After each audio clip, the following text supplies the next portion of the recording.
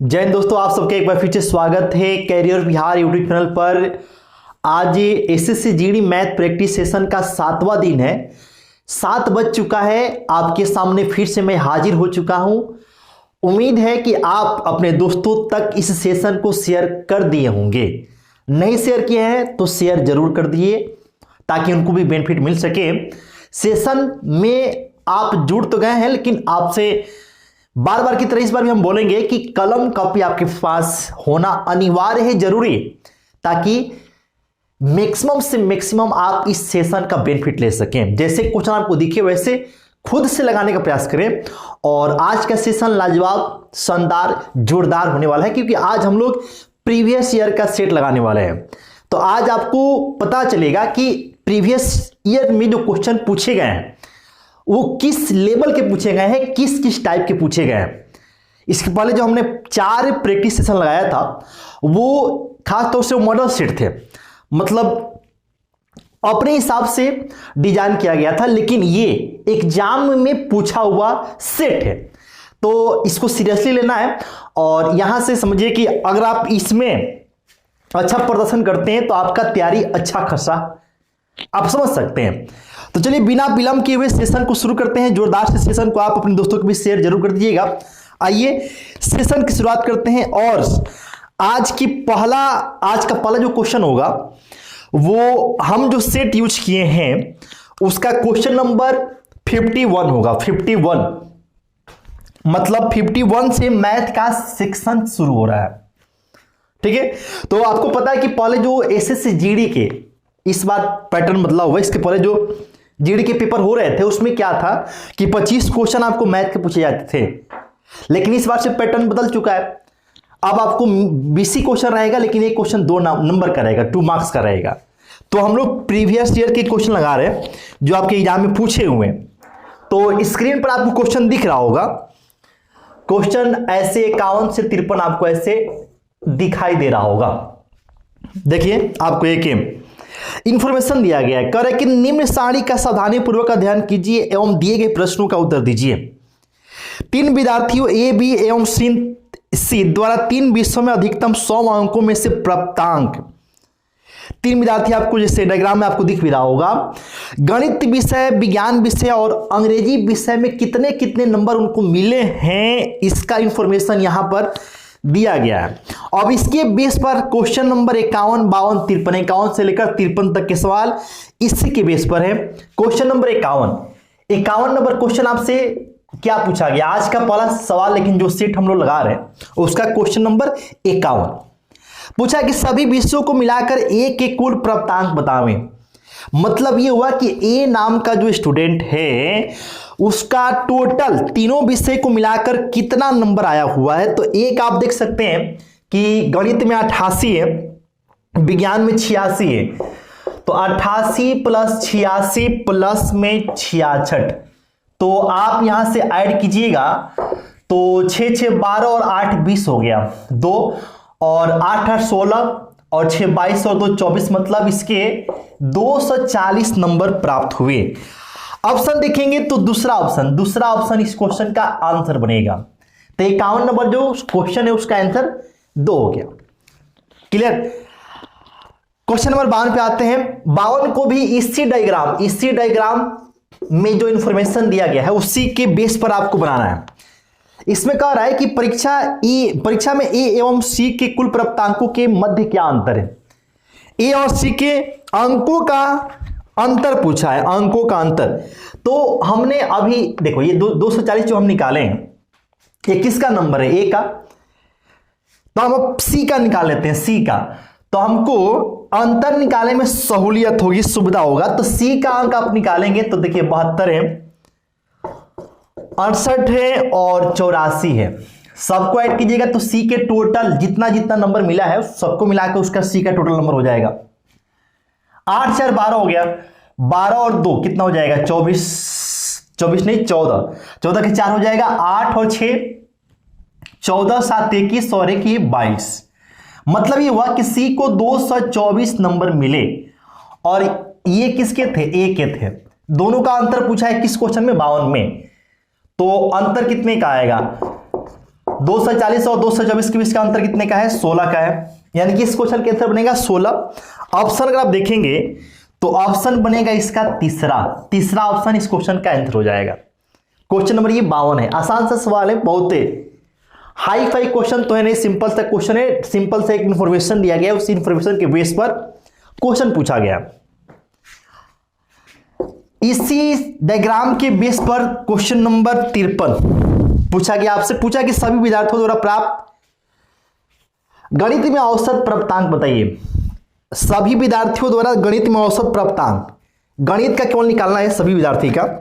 तो विद्यार्थी तो 3 ही है, कौन कौन ABC, और गणित का औसत प्राप्तांक निकालना है। तो गणित में A को मिला है 88, B को मिला है 65 और C को मिला है 72। औसत निकालना है, चूंकि 3 विद्यार्थी है, 3 से डिवाइड करेंगे। ठीक है, अब हम लोग करते क्या है, यहां से देखिएगा कि अगर आप ऐड करके सिंपल भाग कीजिएगा आपका आंसर सिंपल आ जाएगा। तो ये 7 और ये 8, ये 15 हो गया, और नहीं ये देखिए 6 2 8 हो गया ना, और 8 ये 16 होगा, 16 के 6 हो गया, 7 6 13 और कितना हो जाएगा 8, 21 और 1 22, बट्टे में 3 है। क्लियर? अब डिवाइड कीजिएगा यहां से, तो 7 3 के 21 हो जाएगा, फिर उसके बाद से 7 3 के 21 हो जाएगा, या फिर 3 7 21 हो गया, 3 5 15, उसके बाद से 3 3 75.33 आएगा आंसर इसका, 75.33। अगर आप अप्रॉक्स में जाते हैं तो आप इसको बोल सकते हैं 75। क्या बोल सकते हैं? 75। ठीक है, ऑप्शन देखिएगा तो ऑप्शन बनेगा चौथा। इस क्वेश्चन का आंसर बनेगा ऑप्शन नंबर 4। तो सभी तीनों विद्यार्थियों के मैथ गणित में अंकों का औसत निकालना था। गणित के तीनों का नंबर हम जोड़ दिए, 3 विद्यार्थी 3 से डिवाइड कर दिए। अब उसके बाद से हल करने पे जो है आपका आंसर हो गया। तो 51 से लेकर 53 नंबर तक के जो क्वेश्चन थे आपको हमने समझा रखा है, बता दिया। ठीक है, उम्मीद है कि आपने बनाया भी होगा, आप बनाए हैं तो सही भी हुआ होगा। तो आपको एक इंफॉर्मेशन दे दें कि अभी CRPF की वैकेंसी आई हुई है, उसका हमने एक वीडियो भी बनाया था, detail video. CRPF central reserve protection force. तो CRPF की वैकेंसी के लिए आपको नोटिफिकेशन आ चुका है, उसका फॉर्म भरने का प्रक्रिया शुरू होगा कब से? तो 4 जनवरी 2023 से। तो आप में से बहुत सारे बच्चे इंटरेस्टेड होंगे तो आप उसका फॉर्म जरूर भर दीजिएगा। अंतिम डेट 25 जनवरी 2023 से। इसके रिगार्डिंग हमने डिटेल वीडियो बना रखा है अपने इसी चैनल पर, इसमें आप जाएंगे प्लेलिस्ट में तो आपको मिल जाएगा। तो ये इंपॉर्टेंट इंफॉर्मेशन आपके लिए था जो आप तक हमने पहुंचा दिया। Question number 54। ठीक है, जो भी अपडेट होगा सरकारी वैकेंसी से रिलेटेड, जो भी अपडेट होगा, जो भी पैटर्न में बदलाव होगा, जो भी सूचना होगा, इंफॉर्मेशन होगा, आप तक हम पहुंचाते रहेंगे। उसके लिए आप निश्चिंत रहिए, केवल आप जुड़ के अच्छे से तैयारी करते रहिए। बाकी कोई समस्या हो तो आप कमेंट के माध्यम से हमसे पूछ सकते हैं। चलिए आते हैं क्वेश्चन नंबर 54 पे। एक घनाभ के आधार का क्षेत्रफल 34 वर्ग सेंटीमीटर है, ऊंचाई 3.5 सेंटीमीटर। घनाभ का आयतन क्या है? सिंपल सी बात है भाई, घनाभ का आयतन होता है आधार का क्षेत्रफल, आधार का क्षेत्रफल इंटू ऊंचाई। घनाभ का आयतन आप याद रखिएगा, वैसे आप जानते होंगे L into B into H, जिसको आप आधार का क्षेत्रफल गुणे ऊंचाई भी बोल सकते हैं। आधार का क्षेत्रफल दिया हुआ है 34, ऊंचाई कितना है? 3.5 मतलब 7 का आधा। डिवाइड कीजिएगा तो देखिए 17 और 17 7 कितना हो गया? 119। क्लियर? आयतन है तो सेंटीमीटर क्यूब हो जाएगा। ऑप्शन देखेंगे तो इस क्वेश्चन का आंसर बनेगा ऑप्शन नंबर 3। क्वेश्चन नंबर 54 था, ऑप्शन तीसरा इस क्वेश्चन का आंसर बनेगा। सिंपल सा क्वेश्चन था, आपको ये पता होना चाहिए कि घनाभ का आयतन निकालते कैसे? आधार का क्षेत्रफल गुणे ऊंचाई करके। क्लियर है? आधार का क्षेत्रफल गुणे ऊंचाई करके घनाभ का आयतन निकालते हैं। इंक शायद लग गया, खैर कोई बात नहीं। क्लियर? तो 54 के बाद से आज ये क्वेश्चन नंबर 55 की बात करते हैं। क्वेश्चन नंबर 55 की बात करते हैं 54 के बाद। 55 में बहुत ही सिंपल सा एक सिंप्लीफिकेशन हमको दिखाई दे रहा है, आपको भी दिख ही रहा होगा, स्क्रीन पर आपको दिख रहा होगा। तो देखिए आपको सिंपल सा 1/3 प्लस 6/7, उसके बाद से भगा है, भगा। तो भगा को हम करते क्या है कि डायरेक्ट गुणा में कन्वर्ट कर लेते हैं। 6/3 है तो इसको हम 3/6 कर लेते हैं, प्लस उसके बाद से 8/9 है और माइनस से 2/3 गुणे 4/3 है। ऐसा सवाल आपको दिया गया। अब इसी को सिंप्लीफाई करना है तो आप सबसे पहले देखिए 6 से 6 कट गया, आप यहां से लिखेंगे तो 1/3 आ गया और यहां पर क्या बनेगा तो 3/7, ये क्या है तो 8/9 और इनको निपटाएंगे, इनको निपटाइएगा तो ये 8/9 ही तो है, 4 दूना 8 3 3 9।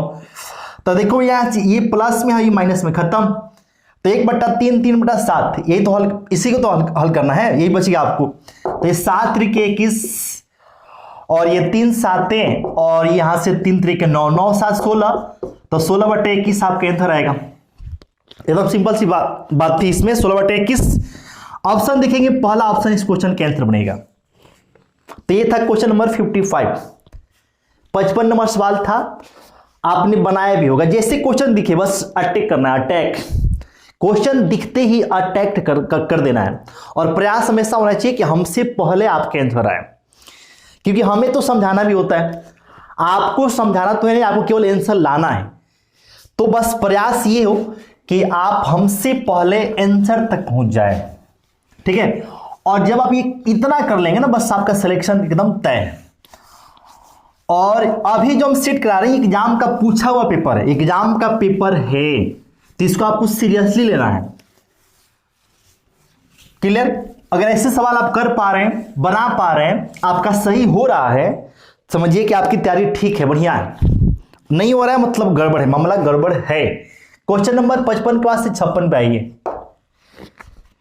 क्वेश्चन आपको दिख रहा होगा, किसी विशेष प्रयोग में शामिल चूहों में से 60% मादा है। प्रयोग के दौरान कुछ चूहे मर गए, मरे हुए चूहों में 30% नर थे, ठीक है। नर चूहों की मृत्यु दर एवं मादा चूहों की मृत्यु दर के मध्य संगत अनुपात क्या था? नर चूहों का और मादा चूहों की मृत्यु दर का संगत अनुपात। क्लियर? तो हम लोग ये मान लेते हैं कि टोटल चूहों की संख्या कितनी है 100, क्योंकि बात परसेंटेज की है। अब इसमें बोला है कि 60% क्या है मादा है, तो 100 का 60% खुद 60 आएगा, ये हो गया मादा। तो बोलिए नर कितने होंगे? 40 होंगे। क्लियर? प्रयोग के दौरान कुछ चूहे मर गए। अब देखिए कितने चूहे प्रयोग में लिए गए ये तो कहा ही नहीं गया। पूरे क्वेश्चन में आप पढ़ लेंगे तो आपको कहीं पर भी नहीं कहा गया कि प्रयोग में कितने चूहों को शामिल किया गया। तो हम मान लेते हैं कि प्रयोग में शामिल चूहों की संख्या कितनी है? x। प्रयोग में शामिल चूहों की संख्या कितनी है? x है। अब बोला है कि प्रयोग के दौरान कुछ चूहे मर गए, मरे चूहों में 30% नर थे। मतलब ये हुआ कि जो चूहे मरे हैं, देखिए सॉरी, ये जो हम x लिए है ना, x ये क्या है? तो ये मरे चूहों की टोटल संख्या है। प्रयोग में शामिल कितने चूहे हैं? 100, और उसमें से कितने मरे हैं? x। और जितने मरे हैं उसका 30% क्या है? नर थे। तो टोटल मरे x और x का 30% क्या है? 30% ये नर चूहे थे, नर। तो x का 70% क्या होंगे? ये मादा होंगे, ये मादा होंगे और ये नर होंगे, और ये मरे चूहे हैं, मरे। क्लियर? देखिए मरे चूहों की संख्या हम लेकर चल रहे हैं कि x, और जो x मरे हैं उसमें से 30% क्या है? नर है। तो 70% क्या होंगे? मादा होंगे। आपसे पूछा है कि नर चूहों की मृत्यु दर, तो बताइए कि इतना मरा है कितना में से? इतना मरा है कितना में से? तो आप ये बताओ कि कितना में से मरा है, तो टोटल नर कितने थे? ऐसा आप कर सकते हैं ना कि टोटल नर कितने थे, तो टोटल नर आपको यहां पे 40 थे, तो इतना में से इतना मर गया। क्लियर? और अगर हम मादा की बात करें तो इतना मादा मरा कितना में से? 60 में से। तो ये बट्टे में 60 कर दोगे तो इधर निकल गया। और दोनों का हमें क्या चाहिए, अनुपात चाहिए, अनुपात ऐसे निकाल लिए। अब इसको सिंप्लीफाई करेंगे तो x से x कैंसिल हो गया, परसेंट से परसेंट कट जाएगा, यहां से परसेंट से परसेंट कट जाएगा, 0 से 0 कट जाएगा, 0 से 0 भी इधर कट जाएगा, तो कुल मिला के 2 दूना 4 और ये 2 3 6, तो ये बनेगा 3/2 और ये बनेगा 7/3, ऐसे बन जाएगा। एलसीएम लेंगे तो ये 6 आ गया, तो यहां पर बताओ कितना आ जाएगा 9 और यहां पे कितना आ जाएगा, तो 7 दूना के 14, मतलब ये हुआ कि आपको रेशियो प्राप्त होगा 9:14 का। ऑप्शन देखेंगे तो ऑप्शन बनेगा दूसरा, इस क्वेश्चन का ऑप्शन क्या बनेगा 2। थोड़ा सा क्वेश्चन आपका टेढ़ा लगेगा, क्वेश्चन का लिंक में थोड़ा सा आपका टेढ़ा लग सकता है, लेकिन शानदार क्वेश्चन था, बढ़िया क्वेश्चन था। क्वेश्चन नंबर ये था 56। तो उम्मीद है कि आप समझ पाए होंगे, कर पाए हैं तो बहुत अच्छी बात है, नहीं कर पाए हैं तो हमने समझाया है, आपको समझ में आ गया होगा। क्वेश्चन नंबर ये 56 था, क्लियर। तो आपके एग्जाम में कुछ क्वेश्चन ऐसे भी होते हैं जो टफ होंगे थोड़ा सा, लेकिन कुछ क्वेश्चन ऐसे भी होंगे जो मॉडरेट लेवल के होंगे। मॉडरेट मतलब कि आप उसको मतलब बहुत आसानी से नहीं, लेकिन फिर भी आप बना लेंगे। और कुछ क्वेश्चन ऐसे होंगे जो इजी होंगे, तो जो इजी क्वेश्चन होंगे सबके लिए इजी होंगे, सब कोई करेगा। रिजल्ट उसी का होना है कि जो बच्चा जो टफ है, टफ जो दूसरे बच्चे नहीं कर पाए, उस क्वेश्चन को आप करेंगे तो आपका रिजल्ट होगा, आपको औरों से अलग बनना है। तो क्वेश्चन नंबर ये 56 था। 56 के बाद से 57 आ जाइए। 57 में क्या है, 57 में आप देख सकते हैं कि सिंपल आपको जोड़ घटा गुणा ये सब आपको दिया गया। तो देखिए 140 इंटू है तो ये हो जाएगा 160 और माइनस में है 24, भाग की बात है, भाग डिवाइड कर देंगे 80 और 80 में से देखिए 20 या 60 हो गया -40, ऐसे इसी को हल करना है। तो देखिए ऊपर में क्या हो जाएगा, ऊपर में आपका ये हो गया 300, 3 में से निकल गया 24 यानी कि 276 और यहां पर आएंगे तो 20 और ये 100 आ जाएगा, भाग करेंगे 2.76 आपका आंसर आएगा। ऑप्शन देखेंगे तो ऑप्शन 3 इस क्वेश्चन का आंसर बनेगा, ऑप्शन नंबर तीसरा। आसान सा क्वेश्चन था, गुणा उड़ा करना था, भाग करना था, घटाना था, सिंपल हमने किया है, आपने भी किया ही होगा। तो आंसर लिख लीजिए भाई, आंसर ये आएगा, मिला लीजिए। सही है तो बहुत अच्छी बात है, गलत है सुधारिए, अभी समय है। तो क्वेश्चन नंबर 57 के बाद से क्वेश्चन नंबर 58 पे आ जाइए। 58 में बोला है भैया कि 3, 7 और 15 के चतुर्था समानुपाती। तो आपको फॉर्मूला याद होगा कि ए बी और सी ये चतुर्था समानुपाती होता है BC/A।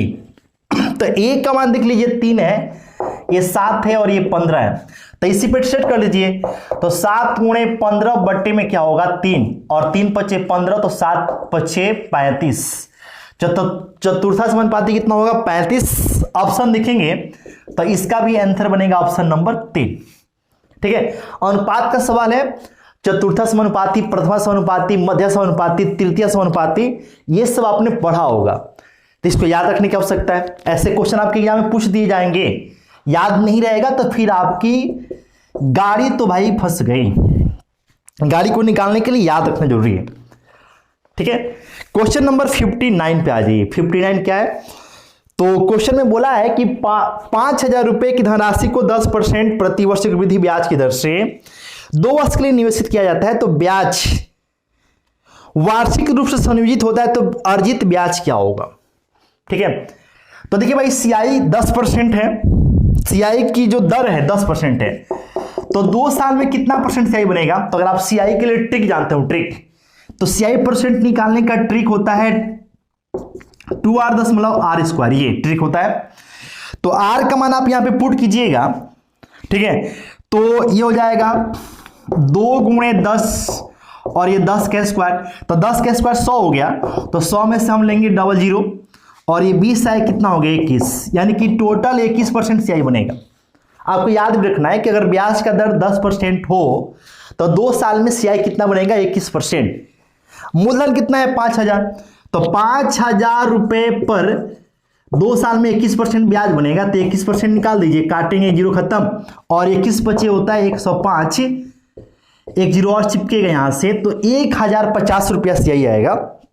ऑप्शन देखेंगे तो तीसरा ऑप्शन इस क्वेश्चन का आंसर बनेगा। क्लियर। तो क्वेश्चन नंबर ये 59 था, सीआई का आसान सा सिंपल सा क्वेश्चन जो आपको हमने बता दिया। कमेंट करते रहिएगा, दोस्तों तक शेयर जरूर कर दीजिएगा, सेशन लाइक कर दीजिएगा, लाइक आपने नहीं किया हो तो लाइक जरूर कर दीजिएगा, क्योंकि सेशन आपको हम ले रहे हैं बहुत ही प्यार से, दिल से पढ़ा रहे हैं भैया आपको, दिल से। अब दिल चीर के दिखाना होता ना, गाना भी सुनोगे, दिल चीर के देख तेरा इनाम होगा। तो भैया दिल चीर के अब दिखाना होता, तब आपको दिखा देते हैं कि भाई कितनी शिद्दत से, कितनी प्यार से आपको हम ले रहे हैं सेशन को। तो लाइक तो बनता है, लाइक ठोक दीजिएगा, दबा के एकदम ठोक रहे हैं लाइक, ठीक है दबा के ठोक दीजिएगा ना। चलिए चैनल पर नए होंगे तो सब्सक्राइब भी कर लीजिएगा, बेल आइकन दबा दीजिएगा, ताकि जो भी अपडेट है आप तक पहुंच सके समय से। क्वेश्चन नंबर था ये 59 के बाद से 60 नंबर सवाल। एक रेलगाड़ी एक प्लेटफॉर्म को 18 सेकंड में पार करती है, जबकि वह प्लेटफॉर्म पर खड़े एक आदमी को 8 सेकंड में पार कर जाती है। यदि रेलगाड़ी की लंबाई 100 मीटर है तो प्लेटफॉर्म की लंबाई क्या होगी। तो आपको पता है कि जब ट्रेन किसी व्यक्ति को पार करती है तो वो अपनी लंबाई जितनी दूरी तय करती है, लेकिन जब वही ट्रेन किसी प्लेटफॉर्म को पार करती है तो अपनी लंबाई प्लस उस प्लेटफॉर्म की लंबाई दोनों को मिलाकर जितना दूरी आएगा, जितना आएगा उतनी दूरी तय करती है। क्लियर। तो बोला है कि प्लेटफॉर्म की लंबाई, तो देखिए ट्रेन की लंबाई 100 मीटर, प्लेटफॉर्म की लंबाई हम मान लेते हैं P फॉर प्लेटफॉर्म। क्लियर। तो प्लेटफॉर्म को जब वो पार करेगी तो दूरी इतना होगा, और दूरी बराबर होता है 4 गुणे समय। तो जब ट्रेन प्लेटफॉर्म को पार करेगी तो चाल केवल उसी का होगा, ट्रेन पार करेगी तो उसी का चाल होगा, प्लेटफॉर्म का तो चाल होगा नहीं। तो ट्रेन के चाल किससे निकालिएगा। तो ट्रेन देखिए बोला है ना कि खड़े व्यक्ति को 8 सेकंड में पार कर जाती है। क्लियर। तो जब खड़े व्यक्ति को 8 सेकंड में पार करती है, इसका मतलब ये हुआ कि 100 मीटर की दूरी 8 सेकंड में पार करती है, ये उसकी चाल हो गया। ये 100 कहां से आया, तो जब खड़े व्यक्ति को पार करेगी तो उसकी जितनी लंबाई खुद की होगी उतनी ही दूरी तय करेगी, और खड़े व्यक्ति को पार करती है 8 सेकंड में, यानी कि 8 सेकंड में 100 मीटर की दूरी तय करती है। तो ये हो गया उसकी चाल, और इस चाल से जब प्लेटफॉर्म को पार करती है तो टाइम कितना लगता है, तो टाइम आपको लगता है 18 सेकेंड। तो हो गया चाल, ये हो गया समय, चाल में समय से गुणा करते हैं दूरी, और ये भी दूरी है। क्लियर। अब इसको सिंप्लीफाई करना है, सिंप्लीफाई कीजिएगा तो देखिए यहां से 4 दूना, और ये 4 से 25 बार में, 2 से काटेंगे 9 बार में, तो ये कंप्लीट देखिए हो जाएगा 225, और इधर जब आप P निकालेंगे आके घटेगा 100, तो ये आएगा कितना 125, यानी कि प्लेटफॉर्म की लंबाई 125 मीटर है। 125 मीटर ऑप्शन देखेंगे, पहला ऑप्शन, फर्स्ट ऑप्शन इस क्वेश्चन का राइट आंसर होगा। This is your right answer of this question. चलो भाई इंग्लिश कुछ का छाता है, ठीक है। क्वेश्चन नंबर 60 के बाद से 61 नंबर सवाल हम लोग देखने वाले हैं। आइए भाई 61 नंबर क्वेश्चन देख लेते हैं, इसको भी निपटाई देते हैं। आपको दिख ही रहा होगा, आप भी निपटाने का प्रयास कीजिए। क्वेश्चन नंबर 61, जॉन एक निश्चित दूरी का 2/3 भाग बाइक से पूरा करता है, शेष 6 किलोमीटर पैदल तय करता है, वह पूरी यात्रा में कितने किलोमीटर की दूरी तय करता है। 2/3 भाग, देखिए 2/3 भाग बाइक से पूरी करता है और शेष 6 किलोमीटर पैदल चलता है। तो बताओ कि 2/3 मतलब 3 में से 2 तो निकल ही गया, 2 हिस्सा, तो शेष कितना बच गया, 3 में से 1/3 भाग। तो 1/3 भाग वो पैदल चला है, और पैदल चला कितना है, तो 6 किलोमीटर, मतलब 1/3 बराबर 6 किलोमीटर है। क्लियर।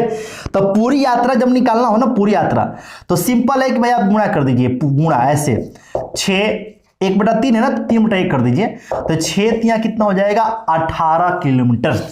टोटल यात्रा की दूरी 18 किलोमीटर होगी। ऑप्शन देखेंगे तो ऑप्शन बनेगा दूसरा ऑप्शन इस क्वेश्चन का राइट आंसर होगा।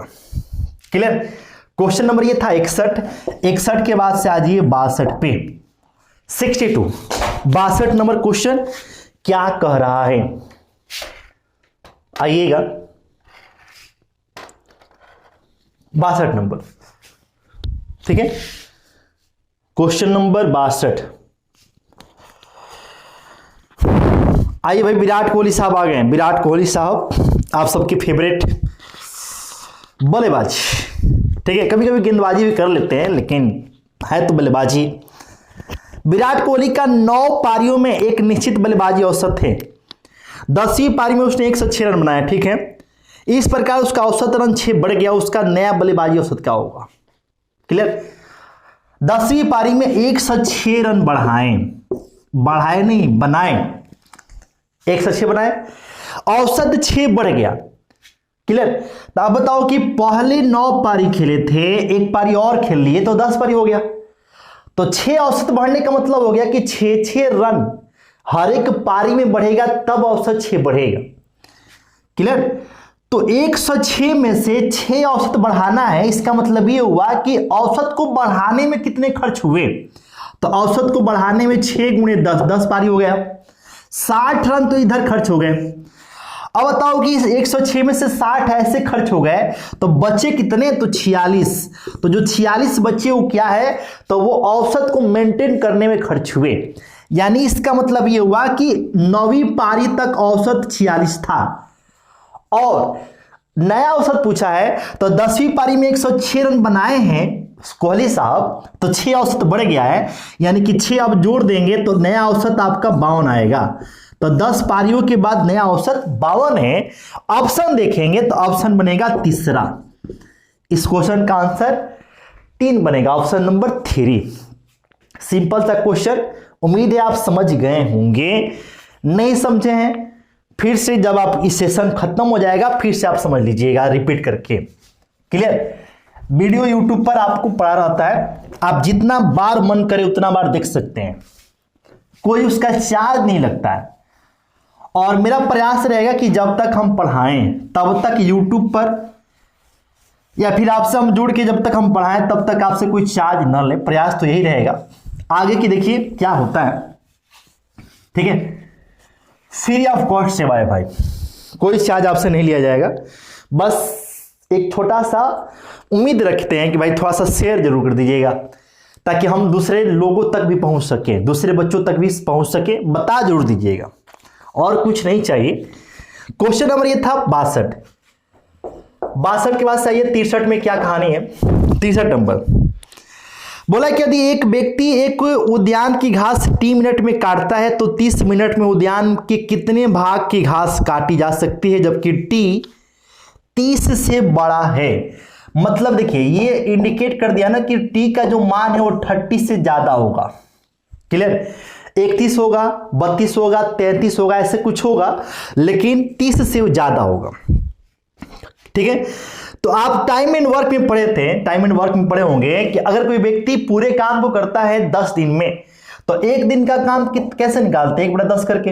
2 दिन का काम कैसे निकालते हैं, 2/10 करके। तो वही कहानी यहां पर भी है कि 30 मिनट में कितने भाग को काट देगा। तो 30 मिनट में पूछा है तो 30 ऊपर, और पूरे उद्यान की घास को काटने में लगता है टी मिनट, तो पूरे टाइम को नीचे, यानी कि 30/T भाग को काट देगा। ये आपका राइट आंसर होगा। और ये किस ऑप्शन में है, चौथे ऑप्शन में है, यानी कि चौथा ऑप्शन इस क्वेश्चन का राइट आंसर होगा। तो ये अगर आप कोई फॉर्मूला ट्रिक जानते हैं, कंसेप्ट को नहीं समझते हैं, तो फिर आप नहीं कर पाएंगे। एग्जाम का सवाल है, तो आजकल के एग्जाम ऐसे पूछे जा रहे हैं प्रश्न, उसमें ऐसे प्रश्न पूछे जा रहे हैं जहां पर आपको पता होना चाहिए बेसिक बातें। कोई चैप्टर है तो उसको आप रट के जा रहे हैं, रट फॉर्मूला ट्रिक रट के जा रहे हैं, तो क्वेश्चन ऐसे आ जाएगा कि आप फॉर्मूला ट्रिक रटे रह जाएंगे, लेकिन आपसे सवाल नहीं बनेगा। जैसे इसमें क्या कोई ट्रिक फ्रिक कुछ नहीं, सिंपल टाइम एंड वर्क का कंसेप्ट यूज कीजिए, बाकी आपसे इसमें किसी फॉर्मूला किसी ट्रिक की कोई कमी नहीं है। ठीक है? तो आप चीजों को थोड़ा समझने पर भी फोकस कीजिए, क्योंकि बदलाव हो रहा है, हर चीज बदल रहा है, एग्जाम के पैटर्न बदल रहे हैं, तो जाहिर सी बात है कि प्रश्न पूछने का जो तरीका है उसमें भी बदलाव होगा ही होगा। ठीक है? तो अपने आप को हर तरीके से तैयार कीजिए, ट्रिक भी सीखिए, बेसिक भी सीखिए, कंसेप्ट को भी समझिए, सब जरूरी है। तो क्वेश्चन नंबर ये था 63 के बाद से 64 आ जाइए। यदि एक आयत की लंबाई 4:5 के अनुपात में वृद्धि कर दी जाती है, उसकी चौड़ाई को 3:2 के अनुपात में कम कर दिया जाता है, तो उसके क्षेत्रफल में किस अनुपात में कमी होगी? समझिएगा, ये हम लंबाई की बात कर लिए, तो लंबाई को 4:5 के अनुपात में आप बढ़ा दिए, चौड़ाई की बात कर लिए, चौड़ाई को आपने 3:2 के अनुपात में कम कर दिया। क्षेत्रफल कैसे निकलता है? लंबाई में चौड़ाई से गुणा करके, तब ना एरिया आएगा। तो देखिए यहां से लंबाई चौड़ाई को गुणा कर दिए तो 4 3 12 आ गया, लंबाई चौड़ाई गुणा कर दिए 10 आ गया। तो आप ये बताइए, पूछा है कि क्षेत्रफल किस अनुपात में घटेगा, तो क्षेत्रफल पहले था 12 अब हो गया 10, इस अनुपात में घटेगा। काट के छोटा भी कर सकते हो आप, 2 से काटोगे 6 बार में, 2 से 5 बार में, मतलब क्षेत्रफल 6:5 के अनुपात में घट जाएगा। देखो 6 से 5 हो गया ना, पहले 6 था 5 हो गया, घट गया, तो 6:5 के अनुपात में घटेगा। ऑप्शन देखोगे, ऑप्शन चौथा इस क्वेश्चन का राइट आंसर हुआ। क्लियर? तो ये है 64 नंबर क्वेश्चन। 64 के साथ साथ 65 को भी हम लोग इसी में समेट लेते हैं। 65 नंबर सवाल को भी देखिए, देखते हैं 65 नंबर क्वेश्चन। क्लियर? बोला इसमें क्या दिया, a बाई बी, देखिएगा a बाई बी का मान 2/3 है, और आपसे पूछा है कि 5a³ माइनस 2a² b, तो 5a³ a का मान 2 रख दो भाई, तो 5a³ यानी कि 2 का क्यूब 8 माइनस 2a² b, तो 2 इंटू a² इट मीन्स 4 और b इट मीन्स 3। क्लियर? तो ये हो गया 40, 4 गुना के 8, 3 के 24, यानी कि 40 में से 24 घटा दीजिए तो आपका आएगा 16, आंसर बनेगा 16। ऑप्शन देखेंगे, ओ हो अनुपात में पूछा है, ठीक है, इतना तो ही हो गया, ये ऊपर में है, और नीचे में क्या है 3ab² माइनस b³, तो ये हो गया 3ab², तो ये हो गया 2, और b² इट मीन्स 9 माइनस, उसके बाद से है b³, तो 3 का क्यूब 27 हो जाएगा। तो ऊपर में तो 16 आया था, आपने देखा था कि ऊपर में क्या आया था 16, और इसको हल करेंगे आप तो देखिए 3 के 6 9 6 54, 27 घट गया, तो 54 से 27 घटाएंगे 27 ही आएगा, तो 16:27 आपका आंसर बनेगा। ऑप्शन देखेंगे तो पहला first option will be your right answer of this question. Clear? तो क्वेश्चन नंबर 65 था जिसका पहला ऑप्शन आंसर बना। ठीक है, चलिए 65 निपटा चुके हैं। तो पहले प्रश्न आते थे मैथ में 25, रीजनिंग के 25, जीके के 25, हिंदी या इंग्लिश जो आप चूज करते थे उसके 25, लेकिन इस बार क्वेश्चन आएंगे मात्र हर एक सेक्शन से 20-20, एक क्वेश्चन 2 नंबर का। क्लियर? तो अभी तक हम लोग 15 क्वेश्चन देख चुके हैं, आज के सेशन का 16वां क्वेश्चन, लेकिन जो सेट हम देख रहे हैं उसका क्वेश्चन नंबर 66। ठीक है, बोला कि पंसारी को 45 रुपए प्रति केजी, बाजरे को 32 रुपए प्रति केजी मूल्य के दूसरे किस्म के बजरे के साथ किस अनुपात में मिलाएं ताकि मिश्रण को 28 रुपए प्रति केजी के भाव से बेचने पर 20% का लाभ हो। ये एलिगेशन का सवाल है तो आपका लाभ इसमें दिख रहा है ना, तो है तो इसमें आपको लगे भाई ये प्रॉफिट एंड लॉस का सवाल है, तो आप इसको प्रॉफिट एंड लॉस का भी सवाल बोल सकते हो, लेकिन यहां पर हम बनाएंगे इसका बेस्ट तरीका क्या होगा, एलिगेशन मेथड, मिक्सचर एलिगेशन आपने पढ़ा होगा, उसी तरीके से हम यहां पर बनाने वाले हैं। तो देखिए 48 रुपया प्रति केजी के भाव से बेचने पर विक्रय मूल्य हो गया, बाकी क्रय मूल्य दिया है, ये विक्रय मूल्य, तो इसको भी हमको कन्वर्ट करना पड़ेगा क्रय मूल्य में। 20% लाभ होता है तो क्रय मूल्य निकालेंगे ना तो 100/120 करना पड़ेगा ये। क्लियर? ये 5 बार में, ये 6 बार में, और ये 8 छक्का 48, तो 8 क्या हो गया 40 रुपया प्रति केजी। ये मिश्रण का सीपी हुआ। क्लियर? अब देखिए पहले प्रकार का जो बाजरा है उसका कीमत है 45 रुपया, दूसरे वाले का कीमत 32 रुपया, और दोनों का जो मिश्रण है उसका है 40। तो मिश्रण को रखते हैं बीच में और इसके बाद से एलिगेशन मेथड लगा देते हैं, घटाएंगे तो देखो यहां से 5 आएगा, जो इधर लिखाएगा इधर उल्टा इधर घटाओगे तो इधर 8 आएगा, जो इधर लिखाएगा रेशियो बनेगा 8:5। क्लियर? ऑप्शन देखोगे तो ऑप्शन बनेगा 2 नंबर, इस क्वेश्चन के आंसर ऑप्शन नंबर 2। हमने यहां पर एलिगेशन मेथड लगा दिया है। क्वेश्चन नंबर 66 था, 66 के बाद से क्वेश्चन नंबर 67 आ गया। ठीक है, 10 रुपए की धनराशि को अंशतः 8% प्रति वर्ष एवं शेष भाग को 10% प्रति वर्ष की दर से उधार दिया गया। यदि औसत वार्षिक ब्याज 9.2% प्रति वर्ष के बराबर हो तो उधार दी गई दोनों धनराशियां ज्ञात कीजिए। ये भी क्वेश्चन बनाएंगे, हालांकि ये तो आपको इंटरेस्ट वाला क्वेश्चन है, लेकिन इसको बनाने का बेस्ट तरीका क्या होगा, तो एलिगेशन मेथड। एलिगेशन मेथड देखिएगा, पहले भाग पर रेट ऑफ इंटरेस्ट 8% है, दूसरे वाले पर 10% है, और टोटल पर ब्याज का जो दर है 9.2% है। तो जो टोटल पर होता है उसको बीच में रखते हैं, जैसे कि यहां पर आपने किया था, ऐसे कर दीजिए। तो ये 8 है, ये 9.2 है, तो घटाएंगे तो बड़ा में से छोटा घटाते हैं, हमेशा बड़ा से छोटा ही घटता है। तो ये आपको घटाएंगे तो 1.2 आएगा, इधर का इधर लिखाएगा, और इधर आप घटाएंगे तो 10 में से 9.2 घटाएंगे तो 0.8 आएगा, जो इधर लिखाएगा। क्लियर? तो 4 दूना के 8 हो गया, और 4 तिहाई 12, मतलब रेशियो बनेगा 2:3। ठीक है, रेशियो क्या बनेगा? 2:3 बनने वाला है। अब देखिए टोटल धन, अच्छा देखो ये जो है ना, समझिए कि प्रिंसिपल का अनुपात आता है। ये किसका रेशियो आता है? ये प्रिंसिपल का। जब आप एसआई वाले प्रश्न में एलिगेशन लगाते हैं तो वहां पर हमेशा प्रिंसिपल का रेशियो आएगा। प्रिंसिपल आपका देखिए टोटल आपका 10,000 है, तो आपसे बोला है कि भाई कितना कितना आपने लगाया है, तो पहले भाग पर कितना लगाया, दूसरे भाग पर कितना लगाया, तो टोटल देखिए 10,000 रुपया है, और इसको 2:3 में बांटना है। तो टोटल यहां से देखोगे तो 5 हुआ, 5 से काटोगे तो ये हो जाएगा कितना? 2,000। तो एक का मान 2,000 हो गया, तो 2 का मान कितना आएगा? 4,000। और जब ये 4,000 तो ये वाला कितना हो जाएगा? 6,000। मतलब कि पहले भाग में आपने दिया था कर्ज के रूप में 4,000, और दूसरे भाग के रूप में आपने दिया था 6,000। तो 4,000 6,000 किस ऑप्शन में है? तो ऑप्शन नंबर 4 में है। तो इस क्वेश्चन का आंसर बनेगा ऑप्शन नंबर 4। एसआई का सवाल है, लेकिन इसको हमने किया किस विधि से है? तो एलिगेशन मेथड से किया है। क्वेश्चन नंबर ये था 67। क्लियर? 67 नंबर क्वेश्चन था जो आपके सामने हमने पेश किया हुआ है। उम्मीद है आप बनाए भी होंगे, आपका सही भी हुआ होगा। नहीं सही हुआ है तो सीखिए, सीखना है। अगर नहीं जानते सीखना है, बस रिजल्ट चाहिए, रिजल्ट। इस बार बढ़िया मौका है।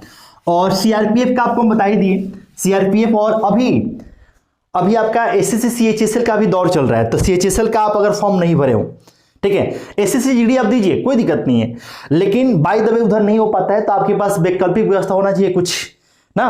तो एसएससी जीडी आप दीजिए, अच्छी बात है, लेकिन इसके अलावे भी आपके पास एग्जाम देने के लिए होना चाहिए।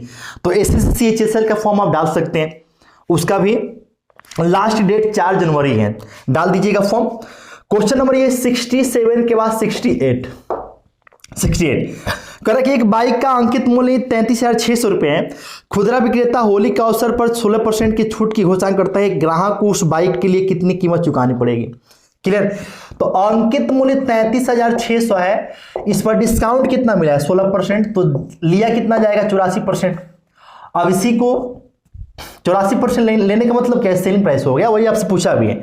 अब इसी को गुणा कर लेना है, तो इंटू कीजिएगा तो टोटल ये 336 गुणे क्या होगा? 84। तो इंटू कीजिएगा तो 6 चौके 24, मतलब इकाई अंक आपका 4 आएगा, और इकाई अंक आपका 4 आएगा। तो यहां से हम लोग गुणा कर लेते हैं, 336 और 84 है ना, तो 336 हो गया भाई 84। चलो भाई लिख ही लेते हैं। तो 6 चौके 24 हो गया, 4 3 12, तो 14 आ गया, 4 3 12 के 13 हो गया। फिर आपको जो है 8 6 43 हो गया, 4 4 8 3 24 और 4 28 हो गया। ठीक है, तो 4 हो गया, और 8 3 24 से और 4 2 ना होगा 26, तो 4 हो गया, 8 4 12, 8 3 11 के 12, मतलब कि यहाँ पे 2 4 किस ऑप्शन में है? तो 2 4 और उसके बाद से फिर 2, तो 2 4 2 2 4 2। ठीक है भाई, और यहाँ पे क्या आ रहा है? अच्छा देखो, ये 6 1 7 और 1 8 हो गया 2, 28 224, 28 224 किस ऑप्शन में है? तो ऑप्शन नंबर पहला 28 224, ऑप्शन फर्स्ट इस क्वेश्चन का आंसर हो जाएगा। ठीक है, क्वेश्चन नंबर था ये 68 नंबर, 68 के बाद से 69 नंबर। क्वेश्चन नंबर 68 था, 68 के बाद से 69। इसमें बोला है, देख सकते हैं कि एलसीएम निकालना है, लघुत्तम 10/21 है, उसके बाद से 20/63 है, और फिर उसके बाद से 55 कितना है? तो ये 56 है, 55/56 है, इसका एलसीएम निकालना है। तो देखिए ये फ्रैक्शन, तो जब भी फ्रैक्शन का हमको एलसीएम निकालना होता है तो फ्रैक्शन में 2 पार्ट होता है, एक अंश और एक हर। तो अंश का एलसीएम निकालते हैं, हर का एलसीएम निकालते हैं। तो ऊपर वाले का एलसीएम निकालेंगे, तो 10 का 20 का और 55 के एलसीएम निकालिएगा, तो सबसे बड़े नंबर को लेते हैं जो कि 55 है। और अब जो बाकी नंबर हैं देखते हैं कि क्या जो हम नंबर यूज किए हैं उसको काट पा रहे हैं, डिवाइड कर पा रहे हैं। तो क्या 10 से आप डिवाइड करेंगे 55 को डिवाइड करेगा? नहीं करेगा। 5 दूना 10 हो जाएगा, 5 दूना 10 मतलब 5 इसमें मिल जाएगा, 55 में 5 मिल जाएगा, 2 नहीं मिलेगा, तो 2 हम यहां पर इंटू कर देंगे। ठीक है, अब हम 20 पर चेक करेंगे तो 2 से डिवाइड कीजिएगा 10, और 10 की बात करें तो 5 इसमें मिल जाएगा, फिर उसमें 2 बच जाएगा, तो फिर इसमें 2 की कमी पड़ेगी तो 2 हम इसमें फिर ला देंगे। तो ये हो गया इन सब का 10 का 20 का 55 का एलसीएम आ गया। एलसीएम आप अपने हिसाब से भी निकाल सकते हैं, जैसा आपको आता है निकाल सकते हैं, हम ऐसे निकाल दिए। 21, 63 और 56 का एचसीएफ निकालिएगा, एचसीएफ। तो देखिए सबसे छोटी संख्या 21 है, और 21 में अगर आप देखेंगे तो 7 आएगा, 7 3 के 21, और 7 इसको भी डिवाइड करेगा, इसको भी डिवाइड करेगा। ठीक है, एचसीएफ क्या होता है? सबसे बड़ा नंबर होता है, और एलसीएम क्या होता है? सबसे छोटा नंबर होता है। क्लियर? तो 21, 63 और 56 का एचसीएफ क्या होगा? 7 हो जाएगा। ठीक है, तो ये हो गया एलसीएम, ये हो गया एचसीएफ। इसी को हल करना है आपको, तो हल कीजिएगा। तो देखिए यहां से 220 आ गया, ऊपर में कितना आएगा? 220, और नीचे क्या आएगा? 7। ये आपके आंसर होगा। ऑप्शन देखेंगे तो ऑप्शन बनेगा 2 नंबर, ऑप्शन दूसरा इस क्वेश्चन का आंसर होगा। क्वेश्चन नंबर ये है 69 अब 70 नंबर सवाल, आखिरी सवाल, आखिरी, क्योंकि आपके एग्जाम में अब तो मात्र 20 क्वेश्चन पूछेगा, तो 20 क्वेश्चन पे प्रैक्टिस करना है बस आपको। हम हालांकि इसमें 25 क्वेश्चन है, क्यों? क्योंकि ये पुराना सेट है। पुराना सेट मतलब बहुत पुराना नहीं, 2019 का पेपर है ये। 2019 में आपको जो एग्जाम हुआ था उसका ये पेपर है। ठीक है, 2019 का ये पेपर है आपको एसएससी जीडी का। तो इसमें मैथ के तो 25 क्वेश्चन है, लेकिन आपको हम 25 नहीं कराएंगे, 20 कराएंगे, क्योंकि आपको 20 तो करना है। ये 2019 का पेपर है, शिफ्ट फर्स्ट। क्लियर? तो क्वेश्चन नंबर ये 70 नंबर सवाल जो आपके सामने आ रहे हैं, देखिएगा। कह रहा है कि भोपाल से वाराणसी जाने वाली रेलगाड़ी की चाल 100 किलोमीटर प्रति घंटा है, जबकि वाराणसी से भोपाल जाने के दौरान उसकी चाल 80 किलोमीटर प्रति घंटा है। ठीक है, तो भोपाल गए, भोपाल से वाराणसी, जबकि वाराणसी से भोपाल, देखिए जाने का और फिर रिटर्न होने का चाल दिया है। तो भोपाल से वाराणसी, वाराणसी से भोपाल, दूरी सेम हो गया। तो जब दूरी सेम हो और चाल आपको दिया हो, औसत चाल निकालना हो, तो तरीका होता है 2 गुणे चालों का गुणनफल। तो 100 गुणे 80 बटा चालों का योग है, तो ये 100 प्लस क्या करेंगे? 80 कर देंगे, औसत चाल निकाल दिए। जब दूरी सेम हो, जाने का चाल दिया हो, आने का चाल दिया, औसत चाल निकालना हो, तो 2 गुणे चालों का गुणनफल बटा चालों का योग, ये 180 हो गया। काटोगे यहां से तो 20 9 और ये 20 चौके, तो ऊपर में कितना हो जाएगा? 4 गुना किए 800, और बट्टे में कितना आ गया? 9। डिवाइड करोगे तो देखो यहां से 9 से डिवाइड करोगे ना, तो 9 8 72, फिर कितना हो जाएगा? 8 0, तो 9 8 72, फिर 8 बचेगा, फिर ये 8 8 ऐसे आएगा, तो 88.88 आपका आंसर बनेगा, जिसको आप 88.89 भी बोल सकते हैं। तो ऑप्शन बनेगा 2 नंबर। ऑप्शन कौन बनेगा? 2 नंबर। 70 नंबर सवाल था ये। क्लियर? अब चलिए हम 71 भी बता ही देते हैं। 71 नंबर सवाल देख लेते हैं, थोड़ा सा इसमें और है। 71 नंबर, 20 मीटर कपड़े को बेचने पर एक व्यक्ति 4 मीटर कपड़े के विक्रय मूल्य के बराबर लाभ कमाता है। जैसा आपने प्रॉफिट एंड लॉस में पढ़ा होगा कि एक्स वस्तु को बेचकर वाई वस्तु के विक्रय मूल्य के बराबर लाभ होता है, तो प्रतिशत लाभ बताइए। तो वहां पर एक फॉर्मूला होता है कि y बट्टा एक्स माइनस वाई इंटू क्या 100%, ऐसा आपने पढ़ा होगा। तो देखिए बेचे गए वस्तु की संख्या कितनी है, ऐसे मान सकते हैं कि 20 है, और कितने वस्तु के विक्रय मूल्य के बराबर लाभ हुआ है? तो 4। तो 4 को ऊपर और 20 माइनस 4 इंटू क्या कर देते हैं? 100, ऐसे कर देंगे। तो 4 एकम 4, ये देखिए 16 है, तो 4 जो 16, 1/4 आएगा। 4 से डिवाइड कीजिएगा तो 25 आएगा, मतलब 25% की कहानी यहां पर है। 25% प्रॉफिट होगा। क्वेश्चन नंबर ये 71 है। ऑप्शन देखेंगे, चौथा ऑप्शन इसका आंसर बनेगा, 4 नंबर ऑप्शन। क्लियर? चलिए 72 को भी देख ही लेते हैं। इसी बोला कि एक व्यक्ति 50 मीटर लंबा 1 मीटर चौड़ा रेशमी कपड़ा 250 रुपए प्रति वर्ग मीटर की दर से खरीदता है, एवं वह 40 मीटर लंबा और 2 मीटर चौड़ा सूती का कपड़ा 200 रुपए प्रति वर्ग मीटर की दर से खरीदता है। दोनों प्रकार के कपड़ों का मूल्य का अंतर। देखिए भाई, जो पहले प्रकार के जो कपड़ा है उसकी लंबाई 50 मीटर, चौड़ाई 1 मीटर, तो उसका क्षेत्रफल हो जाएगा 50 गुणे 1, मतलब 50 मीटर स्क्वायर। और इसका रेट क्या है? तो 250 रुपये प्रति वर्ग मीटर। तो इस कपड़े को खरीदना है, इतना इतना क्षेत्रफल हो गया, रेट है 250 रुपया प्रति वर्ग मीटर। तो टोटल खर्चा आ जाएगा 50 गुणे 250, 50 गुणे 250, 25 25 125, तो 125 मतलब हो गया 12,500 रुपया ना। 50 मीटर लंबा 1 मीटर चौड़ा कपड़ा, क्षेत्रफल बनेगा आपका 50 मीटर स्क्वायर। 1 मीटर स्क्वायर क्षेत्रफल अगर रहेगा तो उसका खर्चा आएगा 250 रुपया, तो टोटल खर्चा आएगा 12,050 रुपया, 12,500 रुपया। दूसरे प्रकार की जो कपड़ा है उसकी लंबाई 40 मीटर है, चौड़ाई 2 मीटर है, तो क्षेत्रफल हो जाएगा 80 मीटर स्क्वायर, और 1 मीटर स्क्वायर का खर्च 200 रुपया है, 200 रुपया है, तो टोटल खर्च कितना आएगा 16,000 रुपया। ठीक है, तो दोनों तरह के कपड़ों की कीमतों में अंतर पूछा है, तो दोनों में देखो अंतर कितने का आएगा, तो 500 13,000 और ये 3,000, तो टोटल डिफरेंस कितने का आएगा 3,500 रुपए का डिफरेंस आएगा। 3,500 it means option number 2, option 2 इस क्वेश्चन का आंसर बनेगा। क्लियर, तो क्वेश्चन आपको हमने ये करा दिया, लगभग 22 क्वेश्चन है, लेकिन आप एग्जाम में पूछेगा 20 क्वेश्चन। उम्मीद है कि आज के सेशन को आपने एंजॉय किया होगा, और ये प्रीवियस ईयर का सेट था, ऐसे क्वेश्चन आपके एग्जाम में पूछे गए हैं, तो उम्मीद लगा सकते हैं कि इस बार भी जो पेपर बनेगा इसी के आसपास होगा। हालांकि पैटर्न बदला हुआ है, तो पैटर्न बदलने से क्वेश्चन का लेवल नहीं बदलेगा, क्वेश्चन का लेवल उसी के आसपास रहेगा, हालांकि उससे टॉप भी हो सकता है। तो आपको इसी के हिसाब से तैयारी करना है। सेशन आपको डेली चलेगा, डेली शाम को 7 बजे से आ जाना है, और दोस्तों के भी शेयर भी कर देना है। चैनल पर नए हैं तो सब्सक्राइब करके बेल आइकन दबा दीजिएगा। जो भी प्रतिक्रिया होगा कमेंट बॉक्स में कमेंट कीजिएगा। ओके बाय, फिर से मिलते हैं कल शाम को 7 बजे। अपना ख्याल रखिए, मस्त रहिए।